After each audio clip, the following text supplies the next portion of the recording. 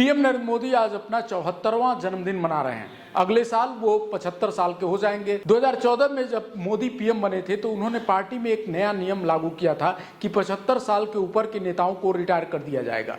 इसी आधार पर लालकृष्ण आडवाणी और मुरली मनोहर जोशी को भी रिटायर किया गया था।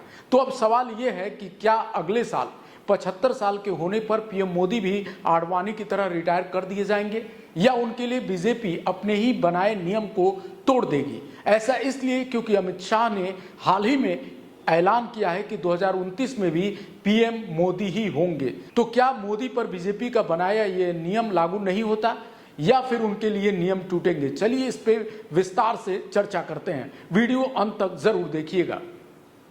दोस्तों, अरविंद केजरीवाल ने हाल ही में एक बात को हवा दी थी कि 75 साल के होने पर पीएम नरेंद्र मोदी इस्तीफा देंगे और अमित शाह को पीएम बनाएंगे। उन्होंने इसके जरिए योगी आदित्यनाथ को भी साधने की कोशिश की थी। उनके बयान को लोगों ने राजनीतिक करार दिया था, लेकिन इस बयान के कई सारे मायने भी हैं। ऐसा मैं इसलिए कह रहा हूं क्योंकि आडवाणी और जोशी को इसी आधार पे 75 साल की उम्र पार करने पे रिटायर कर दिया गया था। सुमित्रा महाजन जो बीजेपी की बड़ी नेताओं में से एक है, उन्हें भी उम्र का हवाला देते हुए किनारे लगा दिया गया था। तो सवाल ये है कि क्या पीएम नरेंद्र मोदी भी 75 साल की उम्र होने पे रिटायर होंगे या फिर नहीं?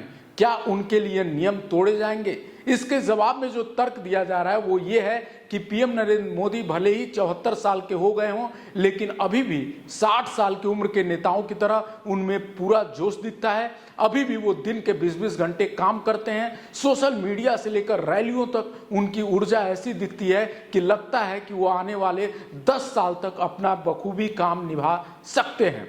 दूसरी बात जो राजनीतिक विश्लेषक मानते हैं वो ये है कि अभी भी नरेंद्र मोदी निर्विवाद रूप से बीजेपी के सबसे बड़ा चेहरा बने हुए हैं।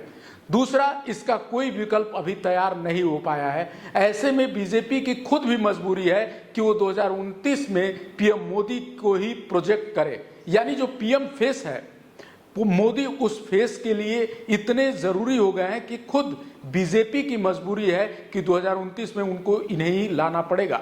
दूसरी लाइन के जो नेता हैं उनको इस तरह से तैयार नहीं किया गया है कि वो पीएम मोदी के बराबर अपनी छवि बना पाए।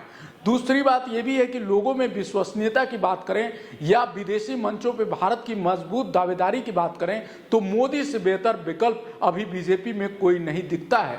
और यही वजह है कि माना जा रहा है कि अगर मोदी स्वस्थ रहते हैं तो बीजेपी अपने ही नियम को बदलेगी और पीएम मोदी को न सिर्फ ये पूरा टेन्योर बल्कि 2029 में भी संभव है कि उनको एक बार फिर पीएम का कार्यकाल देकर एक नया इतिहास रचवा दे। आपको क्या लगता है कमेंट में बताइए। मिलते हैं अगले वीडियो में। देखते रहिए लाइव न्यूज़ 24। नमस्कार।